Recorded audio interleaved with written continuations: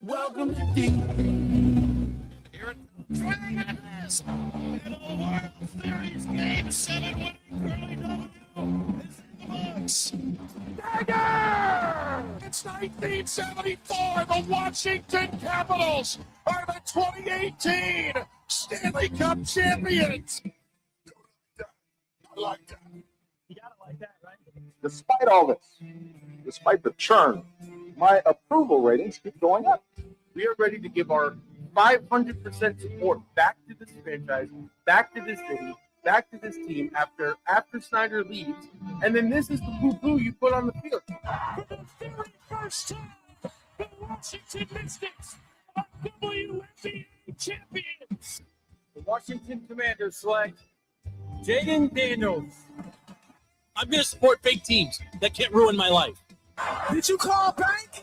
I'll call bank. Thank you. Sorry to keep you waiting. Complicated business. Hello, everyone. Episode 365 of the DTC podcast. My name is Joe. Stevie on mic 2. LP on mic 3.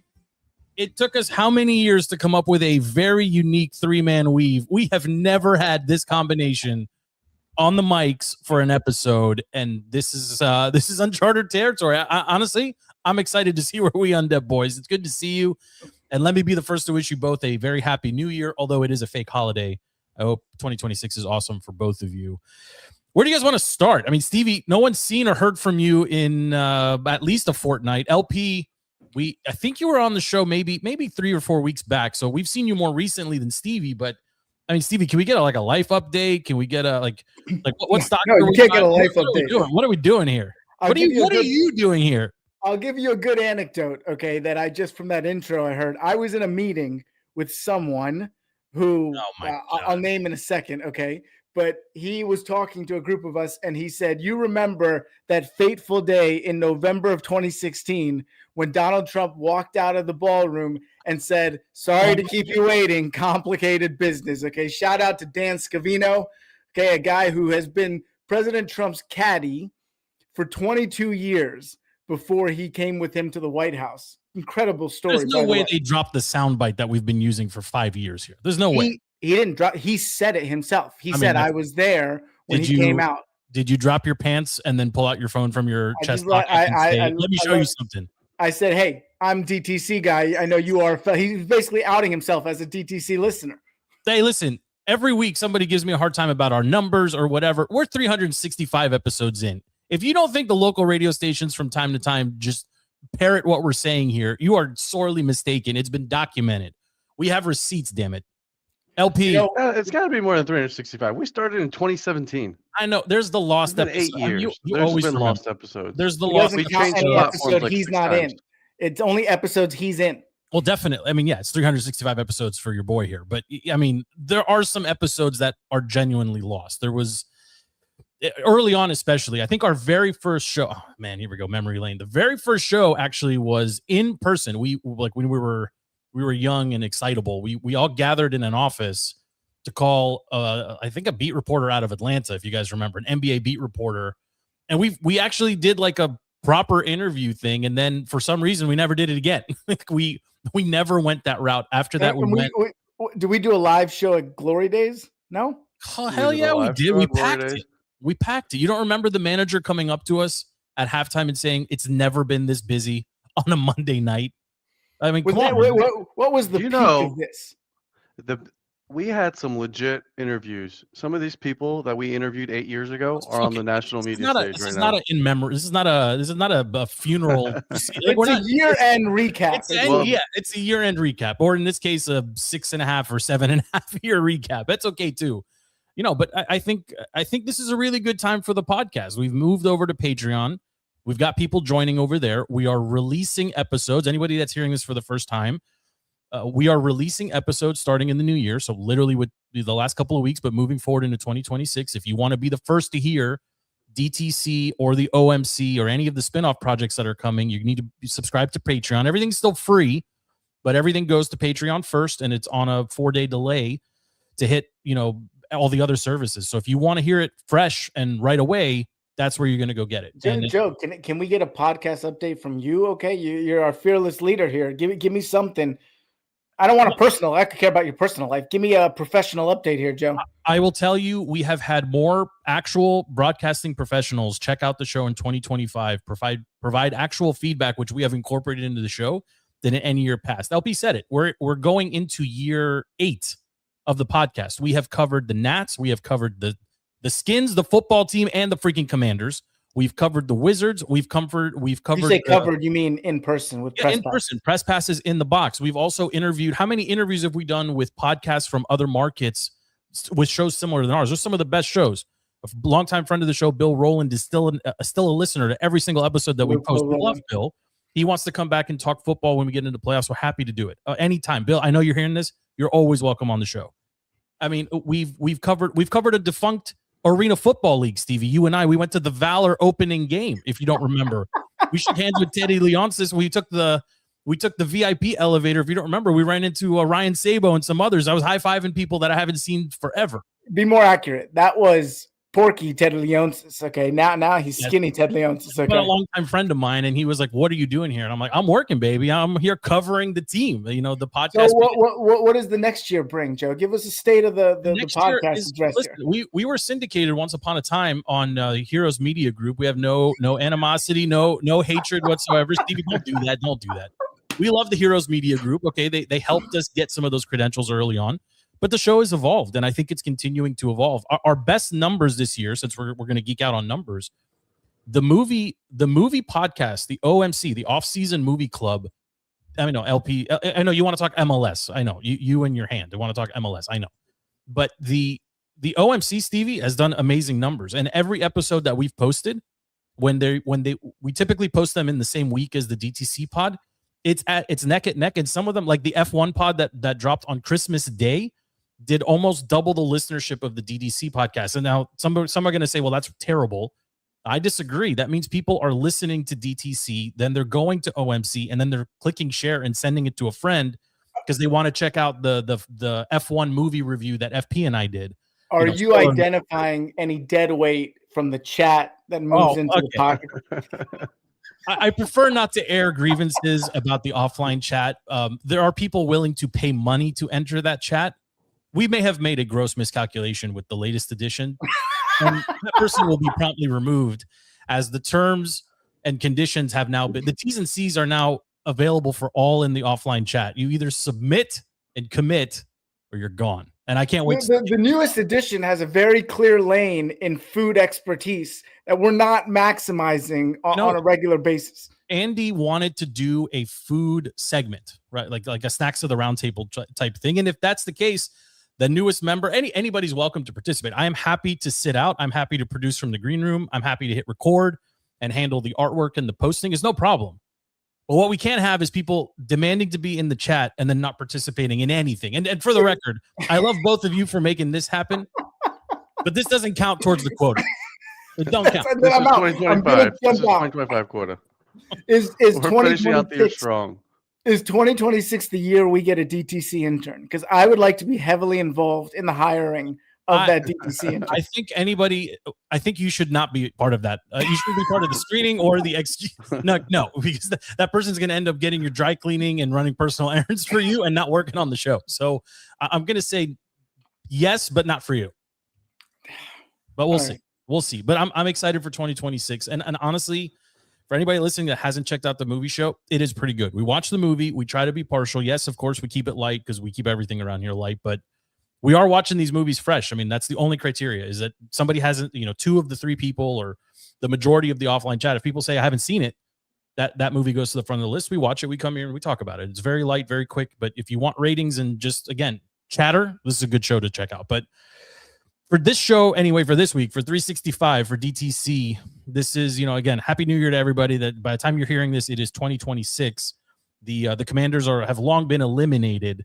Stevie, you've been chatty. You've been very chatty in the chat about Jaden in particular. And the comment that has come up multiple times now is, given the performance of Knicks, of May, and of course of Caleb in Chicago, it's unlikely Jaden still goes second overall if you redraft. Obviously, Penix, Penix played like 3 games, so it's not fair to include him or just not include him. But I'll say throw in the rookies from this year too. Throw in Cam, throw in Shador, and throw in Jackson Dart. You got 4 or 5. Let's just assume for a second, right? It's our show. We can do whatever we want. How would you redraft that class? I'm pretty sure you're not taking Jaden at 1 or 2 at this point, Stevie. Am I right? Yeah. Also, can we add a section to this podcast of is this the most disappointing Redskins season in history? Can we just bookmark that for later? I mean, that yes. always follow off run. No, this one is worse than in years past. This is not like a regression. We didn't make the playoffs, but we were competitive. This is like, I hate the sport. Like, shoot me. I don't want to be part of this anymore. This was the worst Redskins season. Yeah, but very much due to injuries. 1, 2, also due to exposing of a team that wasn't that great last year, especially the defense. But injuries, at least, if you do blame pie, at least 60-70% on injuries. 49ers had more injuries, and they're freaking flirting with the number 1 overall seed. FP and they had a tougher schedule too. No way, I'm not buying. I'm not buying that. I'm not buying that at all. They also had Mac Jones, who came out of nowhere and played just as well as Brock Purdy. They have no receivers, LP. They had no tight end. They had a running back. Who was playing receiver for the Skins? We had like 6 weeks of no Debo, no Terry, no Noah Brown. Do you know what the difference is? A real head coach versus a 28-3. That's all I'm gonna say. 28-3. Yeah, but also 28-3. If you look at all the teams this year who are top seeds, their strength of schedule, all of them are some of the easiest schedules. The Niners are up there. The Seahawks are up there. Obviously the Patriots are 1. The Bears are up there. All of the top-ranked teams have the lowest strength of schedule. I did see something that it caught my eye. The Giants, the Giants have the same amount of wins against teams over 5. The Giants have more wins over teams above 500 than the Patriots do, and I hear you on that. But the Patriots strength of schedule is 300. Is 300, right? Listen, that's awful. It's a part of it, but to Stevie's point, this isn't a mild drop off. They fell off a cliff in a burning car that crashed into the ocean, and then a shark or a whale like ate it. Like, this is a terrible. LP, it's the type of season that makes you like I was saying. It doesn't make you just feel terrible to be a fan. It makes you hate the sport altogether. Well, it makes you hate the franchise because LP, take a step back here, macro level. The reason this is the most disappointing season I can remember as a Redskins fan is because the entire offseason was spent convinced that we were 1 piece away. Yep. And that wasn't me saying it. That wasn't us saying it. That was the front office treating the offseason as such. And how stupid were we to think that Old Man Miller and Debo were going to come in here and be the and then what do? We're 1 piece away. They create those pieces. They even added. They went Debo. We're 1 piece away. A secondary wide receiver to support Terry. Got it. Oh, a left tackle, franchise left tackle. 1 piece away. Boom. A defensive pass rusher, Von Miller. A couple of guys in the secondary. But 1 piece away. Oh, we have every. Yes, and then Marshall never a season. They were so miscalculated that off season. But very much due to injuries. If you are Adam Peters last year and you saw what happened, there is no way you're going to say Tony Reali like mute thing where they can keep talking, but like we don't have to listen to it. LP, every year you're going to have injuries to blame. Every year. Yes, but the amount of injuries to the key players this year. The 49ers had no quarterback, no tight end, and they still have no wide receivers on that team. But they had a defense. Yes, it's called a team. I don't understand the argument. Yeah, no. Yeah, no what? Yeah, no what? Yeah, no. If you're Adam Peters, you had to take in the shot. 1 chance, you bring in the vets. Okay, it didn't work. Now you go back to the drawing board and you get younger. He had to do that. He had no choice. You had a Jaden Daniels. Jaden Daniels was the difference maker. I mean, it's very clear. There's no question about that. Without Jaden Daniels last year, we would be 4 wins, 5 wins? I mean, you have. If you had Marcus Mariota start every game last year, how many wins would you get? But that Jaden Daniels is the same Jaden Daniels that this year is a 4-win team. Yes, because he didn't play, Steve. Even the times he played, he didn't look did good. he play? He didn't play well in the game. His one good game was the Chargers game. In the second week of the was season. that the only? Yes, how that many was his games only good game. did he play where he was actually healthy? Can we get the hot hamstring, he intern had to the pull up hand, the he had stat? the Where's the hot blah intern? blah blah. Usually it's Andy in the green room. He's not here today. Actually, you know what? He was like, his flu game was last week. He came on the pod, sat in the green room, and just did stat corrections for me and FP the entire show. Show me his rankings, LP, when healthy. He wasn't healthy at all this year.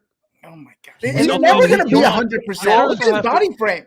What is your argument, LP? That it's not Jaden's fault because he wasn't healthy, and it's not everybody else's fault because they were also unhealthy. So who's to blame here besides 28-3? You blame the front office for one. So you're out on Terry Quinn. early. You're out on Quinn too. I'm out on Quinn. You're out on Quinn. I'm not out on any of them. You think Quinn and Ben Johnson are the same caliber coach? What is that? Do you think Dan Quinn and Ben Johnson are the same caliber coach? No. Okay. I don't. No. Okay. So I think Dan Quinn is a newer, better version of Ron Rivera, a leader of men. I honestly, it's refreshing to have not FP yell at me because I'm telling him I'm out on DQ. I'm out on him. I'm out on I'm twice your age, but I'm going to be your friend. I don't want anybody to be anybody's friend. I want you to coach. I'm a little bit out on DQ, but what I am in on is that he at least knows how to build a staff, right? I think I'm still in on Cliff Really? Kingsbury. You're in on Joe I'm in on Brian Johnson, like Joe Witt and Pritchard. Hold on. Joe Witt and Cliff are getting quarterbacks coach of the Skins, right? Gets promoted to head coach of Stanford, and Stanford's not a great football program, but like you can't tell me that he's got idiots on the staff. Yeah, our offensive coordinator was passed up so that a college team could hire his assistant. What does that tell you? What are you talking about? USC? Kingsbury. Cliff was not offered a job. The quarterback's coach with no experience was the one that was offered a job. Cliff wasn't going to take a Stanford job. Maybe, maybe not. That's Tavita has ties to Andrew Luck, and that's why he's there. But that doesn't matter. The point is like the staff's not maybe Joe Witt, okay, but on the offensive side, there's some pieces there on the staff that you can build around. I mean, I'm okay with the mulligan mode here. You're April, May, June. You're telling me it's exciting. We just completed the draft. We're 6 weeks away from training camp. That is going to be LP in April, May, and June. If you're Adam Peters starting next week or when the season over, I don't know, next week, what are your priorities going into the offseason? Get younger. 100% get younger. You got to let you're talking about rebuild. Go. You're talking about rebuild. Go. The only position they don't have to address is probably offensive line. I think the offensive line has been great. Offensive line has been solid. What's not being talked about is Brandon Coleman being a first-round pick last year, second-round pick last year, and is now on the bench. Well, okay, but he's still contributing, right? I mean, he's contributing because Tunsil's hurt. He was inactive before Tunsil was hurt. I mean, that's concerning, right? Adam Peters, Ben Sinnott, like his draft history in Washington is very concerning. FP's going to hear this. Don't overlook that. I think he's hit on some free agents. Like, who? I mean, a lot of them. Last year he did. The Lattimore trade. No. Luvu, yes. Miller, no. No, those are Wagner. Those are roster fillers. Wagner. We gotta take a look at the ones who he's paid, right? Like Dorrance Armstrong was pretty good this year. Frankie Luvu, like he had a rough beginning part of the season. He's picked it back up. He's played better.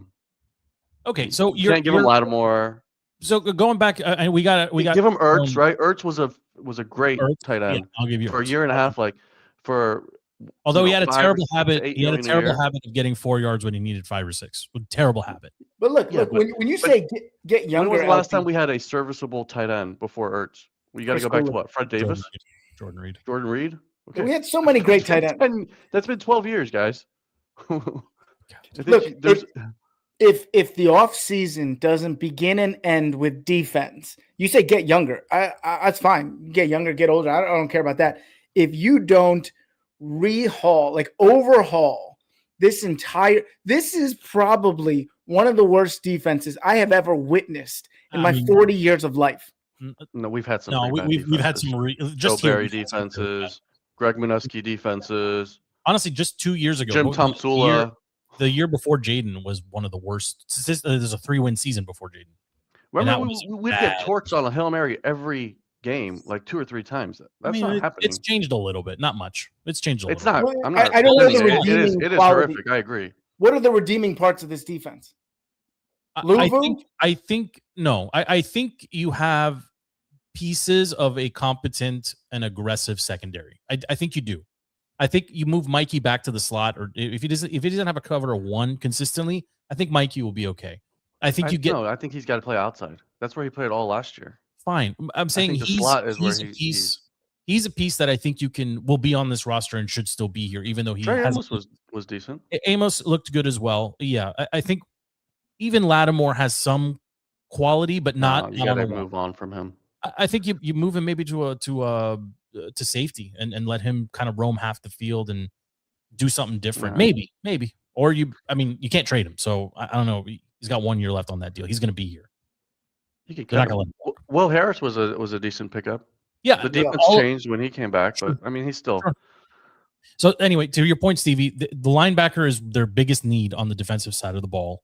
I think you can always find a big body to play up front. You can always find somebody scrappy to stick in the bag. No. You can't find an elite pass rusher, Joe. Name me the last elite pass rusher we had. Not find in the sense of like go sign one. I'm saying you could spend late round picks filling out your roster with just sign an extra 5 or 10, secondary players and defensive linemen. But you've got to get more linebackers. Like that is the primary deficiency of the Commanders. You got to get more pass rushers. No, you need a game changer. No, you don't. Name me okay. Look at what Micah Parsons did before he got hurt to that defense. He elevated the defense. He changed games. Look at some of the other great pass rushers. Trayvon Henderson. How's the Bengals defense? Trey Hendrickson. Look at TJ Watt. Look at some of these. Leaky. They're very leaky. I think I'm with LP on this. You actually need I think you need secondary before you need linebacker. But we have secondary pieces. We have no linebackers, none, and we've been down the road of Chase Young and Brian Arakpo. Like we've spent high draft picks. In the end, I mean, Jonathan Allen was a high draft pick. Jerome Payne was a high draft pick. I mean, they've spent high. I think Newton was a 5th round. Newton was a 2nd. I think he was 2nd.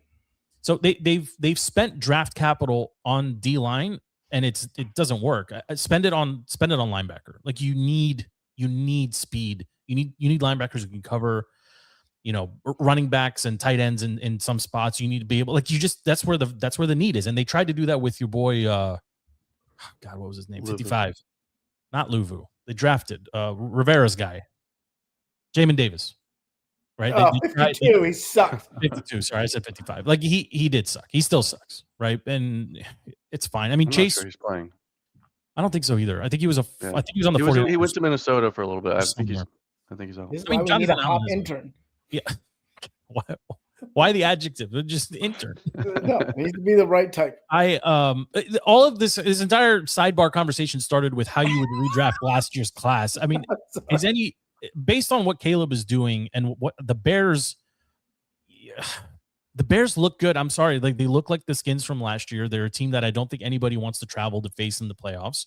I don't think they can go into anybody's building and dominate them, but you've got to be impressed with what Caleb has put on film this year, starting all 17, unless something terrible happens the next couple of days, he'll have started back-to-back seasons, all games for the Bears. They've never as a franchise, it's never happened in their franchise. Same guy starts all games for 2 seasons in a row. He looks like he's growing every week, and he looks to be legit. He's got Ben Johnson. Yeah.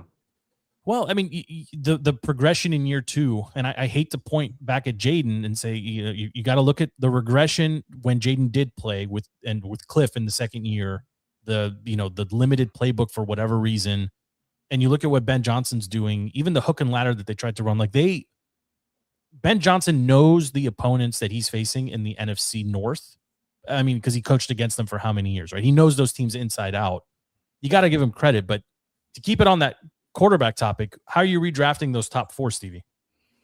Are you still going Caleb 1 or are you going Drake May? I think those are the only. No. I mean, what Drake May has put on film this season is so impressive. I mean, total package, speed, and he makes every throw. He's a big kid too. I mean, we're really sleeping on him. He's saying, "Oh, Jaden Daniels got hurt." LP's saying that, "Oh, what an anomaly." He's going to get hurt every season the way he is built. Sure. And so Drake May is just a NFL prototype quarterback, similar to the guy they had in New England for many, many years there. So Drake May has looked amazing. Bo Nix is number 2 in my book. I mean, what he's put on film for take the average of 2 seasons, what he's done in these last 2 seasons, way more impressive than what Jaden's done in an incredible first season and an awful second season.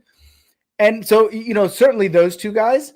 And then Caleb and Jaden, I think Jaden would look just as good with Ben Johnson. Oh my God. I can't believe my ears. So you're going Jaden 3rd. No. I said, I think Jaden would look just as good as Caleb Williams with Ben Johnson. Now, the difference is Caleb Williams is built like an NFL quarterback.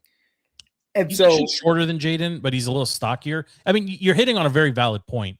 Jaden played 1 season, missed some time last year, and missed a ton of time this year. I just, 2 minutes ago, I said Caleb is going to go 17 games back to back, and good for him for staying healthy throughout. Drake May hasn't missed a game, and I don't think Bo Nix has missed a game either. So, when you look at those top 4 guys, 3 of them have played 35 NFL games, give or take. A game here or there, maybe. May didn't start last year. That's fair too. Yeah, but he's healthy. Yeah, but even in Jaden's healthy year, right? And his stats were very impressive last year.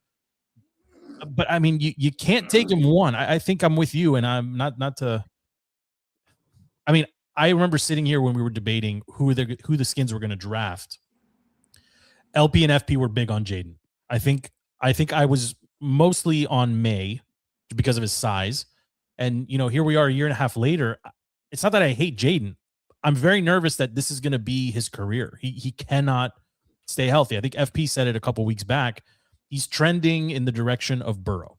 Not fragile, but, tends to get hurt. And when he gets hurt, ends up missing, considerable time.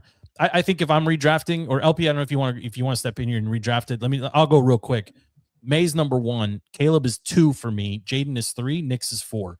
Nix has had impressive runs, but typically only in the second half of games. He doesn't always put it all together. So that's how I would redraft those top 4. LP, is your list very different? I mean, I think it goes back to the biggest ability is availability, and you're right. Jaden is I more draw him towards Lamar Jackson, right? Because Lamar runs and he gets hurt. Lamar's constantly hurt, but when he's playing, he's great. I think that's going to be what Jaden is, and I don't think this is something that he's going to change. I don't think he's going to change his playing style or anything like that. I would probably still go Caleb 1, May 2, because I think May's season, like his opponents, have been too soft. Jaden 3, but I'd like to see Jaden carried this team last year. Every regular season win was because of Jaden. That's the only thing he did in the playoffs is that he had a playoff run because of Jaden. Let's see how much of these quarterbacks can actually have a playoff run because of their abilities. And it's a team game, which is fair. Yeah. But at the same time, when you're evaluating a single player, you got to look at what they have done versus what the team has done. I think throw some stats out. You can't take anything away from Drake May, because it's not like the knock on Nix is going to be that he doesn't have to throw the ball a ton, and he doesn't generally throw the ball a ton. And Denver has that good of a defense; they just get it done. Drake May has had multiple 300-yard games. He's had multiple 3+ touchdown games. He's had multiple no interception games. Drake May is progressing really quickly. And just as an aside here, because I want to talk about Vrabel. We were talking about Coach of the Year in the offline chat. I think Shanahan is probably the most deserving, given what he's done with the 49ers and the myriad of injuries they've been dealing with. But we'd be remiss not to talk about Mike Vrabel. He inherited a terrible roster with basically no expectations from the previous administration, no quarterback on the roster. And you look at it from the microcosm of the Tennessee Titans, just for a second. There is a parallel universe where the Titans still have Vrabel as coach. They have Malik Willis, who's going to command a ridiculous amount of money this offseason at quarterback. They have A.J. Brown still catching balls. And they have, what's his face? Treylon Burks. Treylon. Oh, I guess Treylon Burks. Sure. Would you say, Steve? Derrick Henry. Yeah, Derrick Henry running the ball, and yeah, to some extent, maybe Treylon Burks playing opposite. Like, I mean, what a miserable, chain of events over the course of 3 years to lose all of those pieces. But just to keep it back on Vrabel, he should be considered. I know, LP, what you're going to say. The strength of schedule is not there, and he shouldn't be considered. McVay has done a great job, but I think Shanahan has done the best job. Shanahan or Ben Johnson, frankly. I mean, Ben Johnson, nobody expected this out of the Bears. It is kind of fluky. Shanahan always seems to have the 49ers competitive, and doing it without your quarterback, without a notable receiver, and with how many injuries they've had on both sides of the ball. I mean, this is Shanny's best coaching job. I don't know if you guys see it differently, but I think I'll give you two names that no one's going to talk about. Liam Cohen from the Jags, right? Like they're 12-4. That's the Jags have always been crap, right? And he's got he's got his quarterback playing like real. Yeah, and McDonald's a good one too. I mean, but that defense is great. I mean, Sam Darnold should be in the conversation for MVP as well. He's back-to-back 13-win seasons for Darnold on two different teams, two completely different systems, two completely different teams, two completely different everything. The problem with the Seahawks, and for Darnold in particular, is he tends to make some very bad decisions down the stretch. And I think that's where, it haunts them a little bit. But, you look at Seattle, I mean, we're basically set, I think, on both sides of the AFC and the NFC. I think there's still a couple teams, I think, that are alive, I think, or maybe it's all just seeding at this point. The Seahawks the NFC South is up for grabs still. Yes, and there's a scenario where if the Falcons win, they can knock out the Bucs, even if the Bucs win, because of opponent strength of schedule. Like there's a couple things out there. I think Eagles are still playing for seeding as well. So like there's still stuff to play for, but we know which teams are going. Seattle is not going to be on anybody's list of super dangerous, if hot, team. But I think they should be, because their defense is that freaking good. And it looks like no matter how you slice and dice it, two of their division opponents are going to be in the playoffs with them. Like the probability of Rams, Niners, and Seahawks having to play each other is very high, and those games are going to be toss-ups. Like it doesn't matter who's favored. Again, I'm excited to see where all the chips fall, but the Seahawks are maybe the most interesting team to me. And similarly on the AFC side, the Jags. I don't have any read on the Jags. They can score 50 or they can score 6. I have no read on them whatsoever. It's encouraging to see what Sunshine's doing behind center, but like I don't know. Does I remember the Titans pull, Stevie? That's a great movie reference. I mean, do you see it differently? I mean, does anyone have an actual read on the Jacksonville Jaguars? They have 3 receivers that can catch the ball. They have a quarterback who doesn't make a lot of mistakes anymore, and credit to the coach for coaching that out of him. They can run the ball and they play some pretty good defense, but can they go into Buffalo and win? I think could they even go to Baltimore and win? We have never seen, I would say, in the last 20 years, an NFL playoffs as wide open as this one, right? Without a Mahomes, a Brady, Roethlisberger. I mean, these like dominant quarterbacks. What decade are you living in? I know. I said 20 years. No, hold on. Who else is not in the play? I mean, is Montana in this year's playoffs team? I started with Big Ben. Okay. Big Ben. I mean, Big Ben hasn't been in the league for 12 years. It was Ben, then Brady. Manning. I'm sorry, Peyton Manning. Okay. Yes. You get the point. Exactly. There hasn't been. I want him to name more relevant quarterback. Mark Rippon.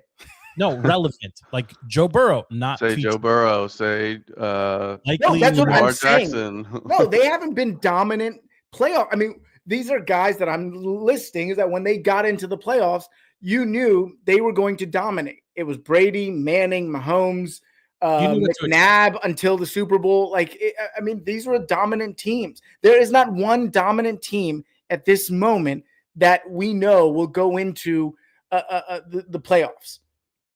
I mean, I think that's except potentially, unfortunately, the Eagles, right? Just based on past history. No. They sucked last year going into the playoffs too. That is a terrible sucked last year going into the playoffs too. Okay, let's hold on. I'm not going to let him just get it. Hold on. LP, how many passes did Jalen Hurts complete in the second half against the Bills in their 12-13 beatdown of the Bills? What's the answer? I think the Eagles suck. I think Jalen Hurts is a horrible quarterback. Do you know the answer to my question? No, answer my question. How many passes did Jalen complete in the second half of the Eagles' epic beatdown of the Bills where they won 13-12? 2. Stevie, you have a guess? It was something. I don't think I he remember it completed a was pass. 0. He didn't complete it. 0. The answer is 0. Pete from Philly, get I know that. you're listening because you hate listening every week. 0. The answer is 0. MAGA Pete. I hate. Complete, no passes. He stinks. No, I mean, I LP's agree. point I is agree. Somehow they always find a way to in recent history, like that is very different argument than a dominant team that you know is going to dominate you. What you're saying is, yeah, they have experience, Super Bowl champs, defending champs. Yeah, I see that point. Maybe the Niners, Stevie, but because they just seem to blow everybody out, but they don't have that marquee like Brock Purdy is still not a marquee name, so to speak. You could argue Josh Allen, except they freaking piss the bed every time. That's what I'm saying is you're going to have the best, most dominant player as a 6 seed in AFC. I will say though, Stafford and the Rams got totally hosed on Monday Night Football. I don't know if you guys were watching this. Everybody was tweeting it. LP and myself, FP, we were going nuts. I was all caps texting. To not call a PI down the stretch when you need a field goal to tie, and then freaking to like, I just have to say this. I feel like I say it every week. The NFL has a considerable problem defining what a catch is. Puka caught the ball with one hand, had control of the ball and 2 feet inbounds, but it wasn't a catch because when he landed out of bounds, he didn't control the ball. We see this crap every single week from the NFL. All of the conspiracy theorists that are saying the Vegas has, the weird, a couple of weeks ago, we saw the Browns punt from their opponent's 30-yard line. Like you can't ignore all of this.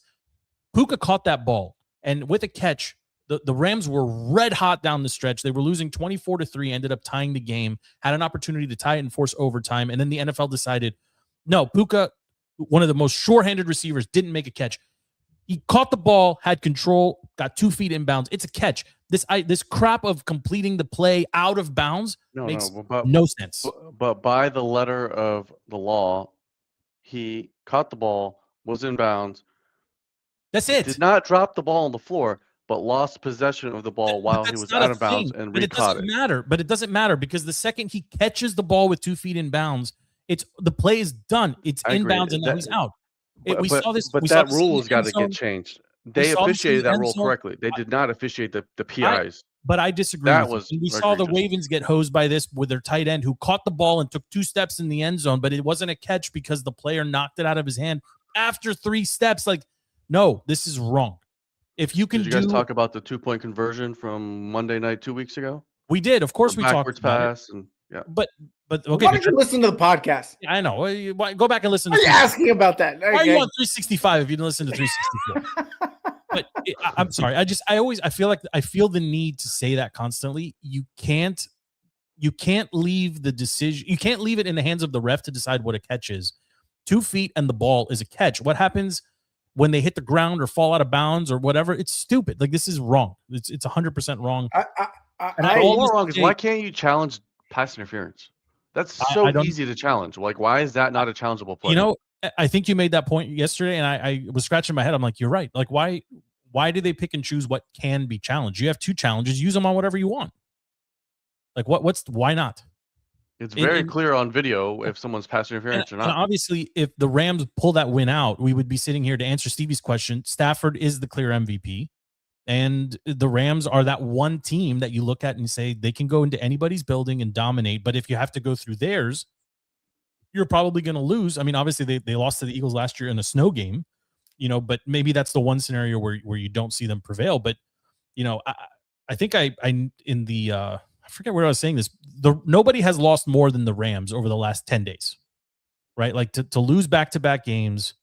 So, Stafford basically is now outside of the MVP discussion, to lose the number 1 seed, to lose potentially home field to a division rival. Like, it stings, but these are some pretty big losses, pretty big regressions for the Rams. And obviously they'll get Devonta back, and Puka's losing his brain. Like, Puka's literally, he's hanging out with Aiden Ross and Neon. Like, they got a couple more weeks before he goes full-blown diva and they lose him for good. Well, listen, I think just because Andy is blowing up this private chat, okay, I would like to give a nod to the man in the green room. Okay, I think his 2 weeks in a row. His point is actually very well taken, which is I think we sleep on how streaky the quarterback position is. When these guys are on a bender and they're hot, I see it with Caleb Williams. I see it with Drake May. I see it with Brock Purdy, as Andy's mentioning. When they are on a streak and they got confidence and they're making these throws, I mean, these guys are playing lights out. Brock Purdy's playing lights out, and vice versa on the Matthew Stafford, obviously Jaden Daniels, not to go back to that. But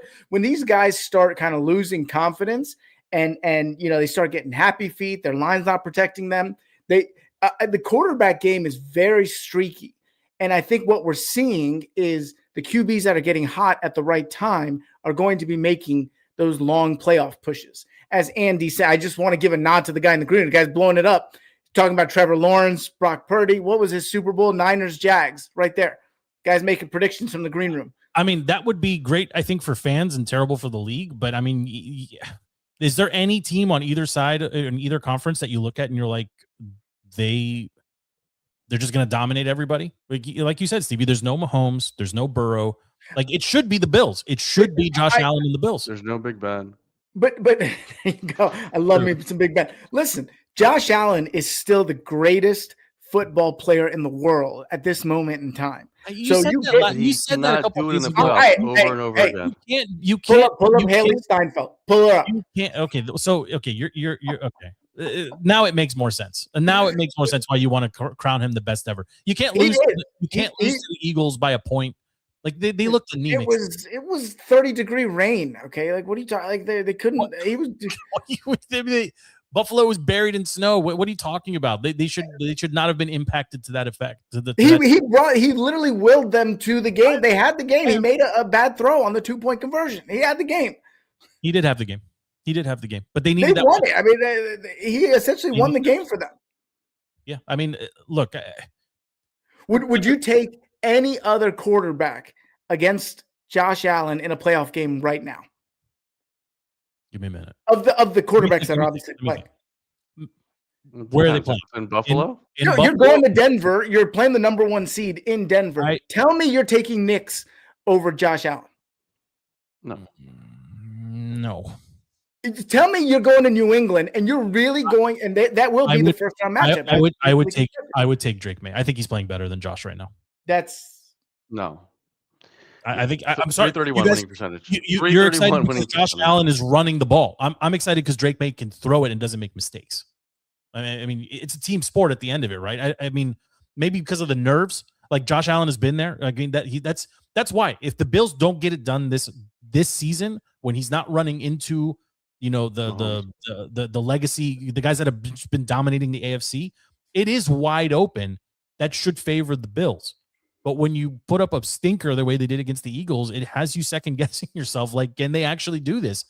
I don't know. They also don't have a consistent, like, what's his face? James Cook is awesome. Here. Don't talk about James Cook. No. I'm saying from a receiver perspective, that's the concern. Is like if you end up in a shootout with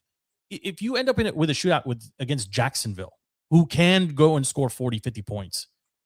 It's all Josh Allen. He's the only one that's going to score. That's tough. It's a tough bill, Stevie. It's tough. Give me the best player in the world in the playoffs. Obviously, football is a team game. I get it. Brock Purdy isn't playing in the NFL. Brock Purdy isn't playing better football right now.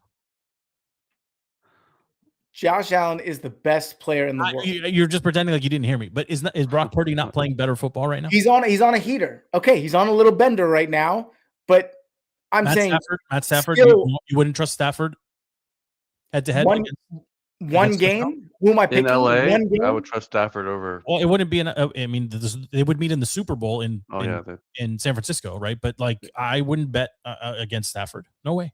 No. Who would you take? I'm not asking who'd you put money on. Who would you take to win one game in the Super Bowl on a neutral field right now? I don't know why the hesitation. I would take Stafford. I would take Stafford.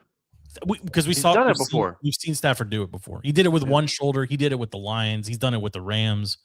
The way that Rams team is constructed, they've got three. You're gonna tell me you put Josh Allen on that Rams team and they're not. Well, but that's a different argument. Now you're saying something different. I mean, Josh Allen, he's going to have to pass the ball in the playoffs. Maybe not. Maybe they're going to run the ball 80 times. I don't know. You know, it's this. Look, the one team the other team I can't get a read on besides Jacksonville is also an AFC team. It's the Ravens, and I have a sneaky suspicion they will win and earn a way into the playoffs. Who's going to stop Derrick Henry? Look, I know he's developed a fumbling problem. It's well documented on this show. I'm not doing it from a place of hate. I'm just calling it like I see it. If he touches the ball 30 times and goes for 200 yards, they're going to win. If Lamar is even 80% and able to move around the pocket, they are a very scary team as well. Does anyone think the Steelers knocked them out? No, this weekend, no chance. Yeah, I think the Ravens looked awful. If you are the coach or if you are involved in any way with the Ravens, your game plan is we're going to hand the ball off 40 times.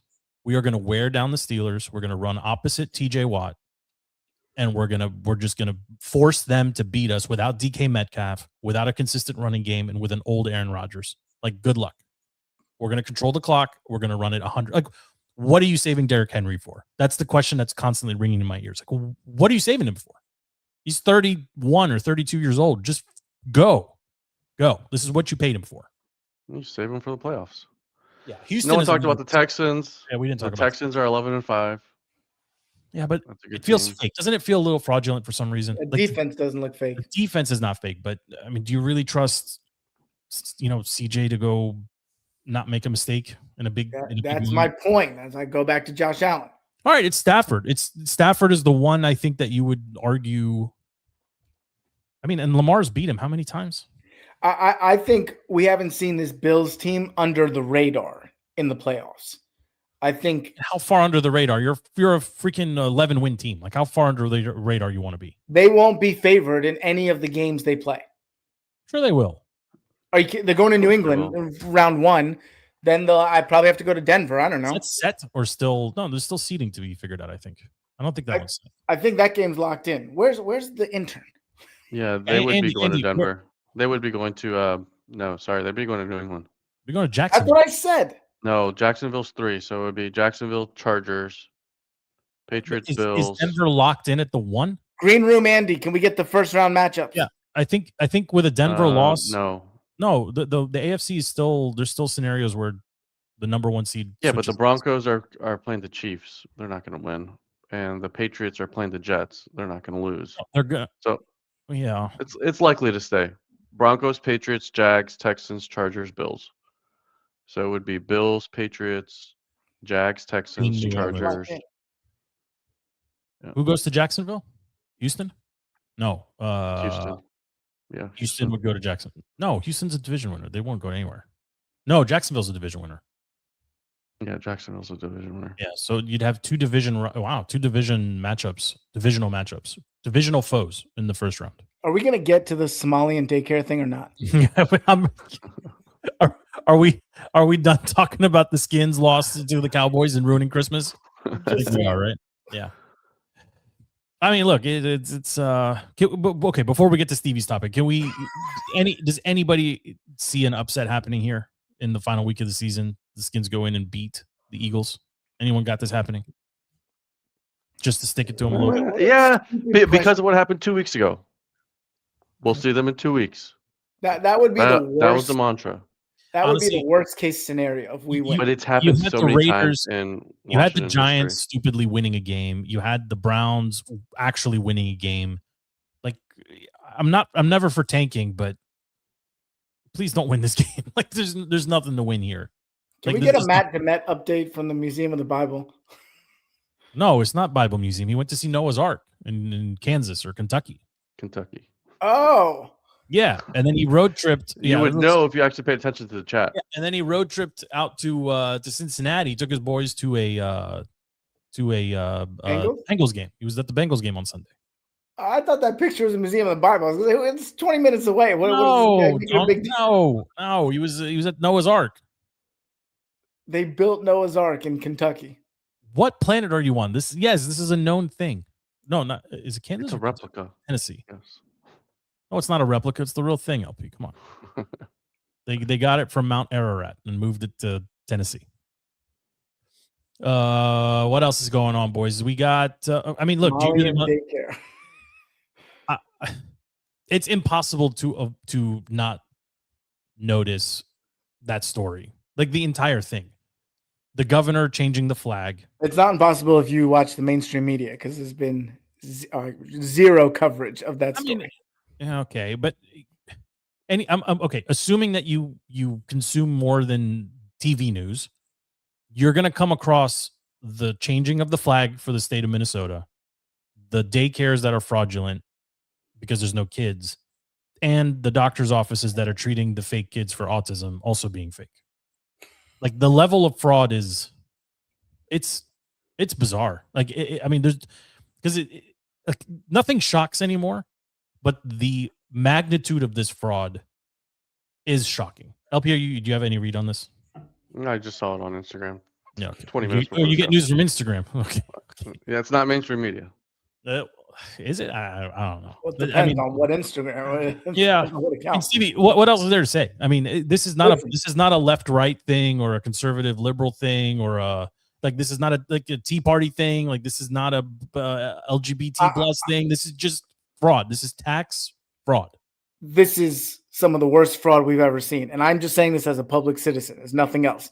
But my fear is that if there are not serious criminal punishments and deportations that follow, like legit deportation, then that there will be a serious backlash. Yeah. For anybody listening to this in a position of influence, don't worry about Enrique and Julio at 7-Eleven that are trying to build swing sets and just, get by. Go get all of the Somalis out of freaking Minnesota and go figure out what's happening there. Fake businesses. Or we can walk and chew gum at the same time. Well, prioritize one over the other because one is legitimately here trying to, for me, Stevie, and look, I tend to, people get on me sometimes because I tend to skew a little bit more progressive socially than others. This is one of those cases where they're not equal. Like illegals are illegal, and yes, they're equally breaking the same law. One that's here trying to provide and function and provide a service is very different than one that's here to defraud. They are. So prioritize one over the other. That's all I'm saying.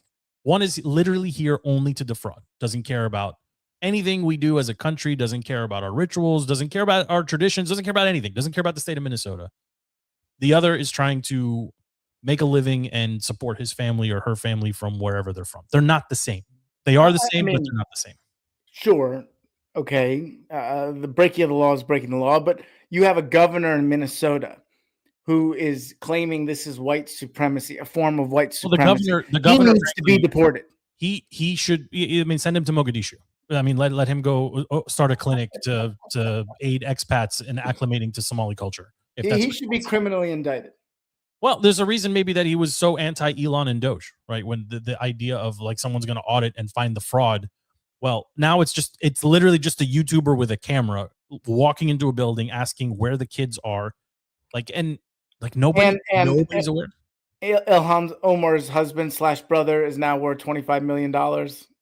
Wait, well, those records are public. And honestly, I didn't believe it. I went and looked for myself. His company that he presides over that is in his name was worth less than $2,000 3 years ago, and it's worth $25 million plus in 2 years. That is not possible. The brother. It's not possible. It's not possible. So, brother. Frankly, any of these politicians, any of them on either side of the aisle, this is not, again, I'm not picking on one side or the other.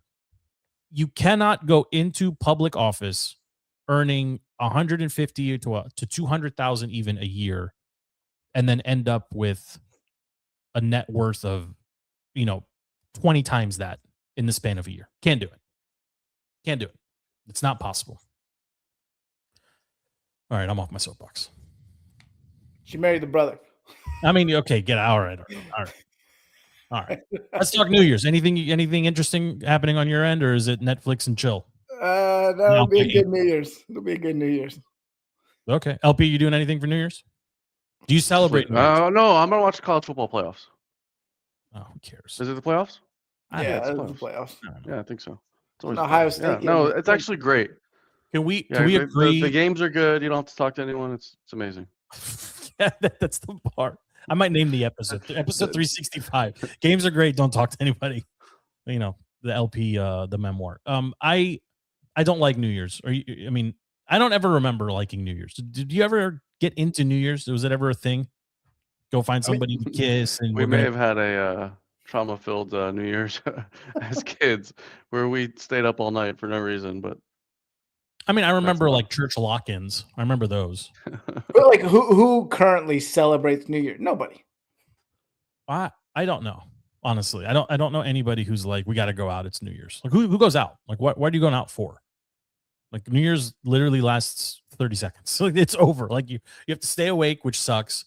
Celebrate the clock doing its job, and then you go home in the cold. Like, how much money would I have to pay either of you to be at Times Square for the entire event? This is a real question. Real question. I do it for $5,000. Oh, that's $5,000. That's too low.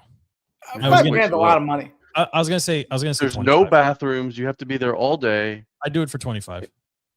I have my eyes on a used Jag I want to buy. You wouldn't do it for 10. I wouldn't do it for 10. Am I paying to get myself there and back, or am I just? You got to do the whole thing. You got to go from like 8 o'clock in the morning all the way until No. How do I get to Times Square? Like, does DC have the equivalent? Figure out. You have to take the bus. Okay, so I need Washington DC. I need to take the Chinatown Express to Times Square and then just stand there from 11 to 1 or from 11 to 12. If you have your phone, it's fine. 11 in the morning. No, you want to stand there for 12 bathroom hours? breaks. Yeah, that's what it's like there. Everything packs up. No bathroom breaks. No nothing. Just crowds. 25 G's. 25 G's. Stevie, if you'll do it for 5, I'll crowdsource that right now from DC fans. We'll send you up there tonight. No, I'm saying, all right, maybe 10. It's not enough. It'd be miserable. 5 is not enough. 5 is not enough. 10's not enough.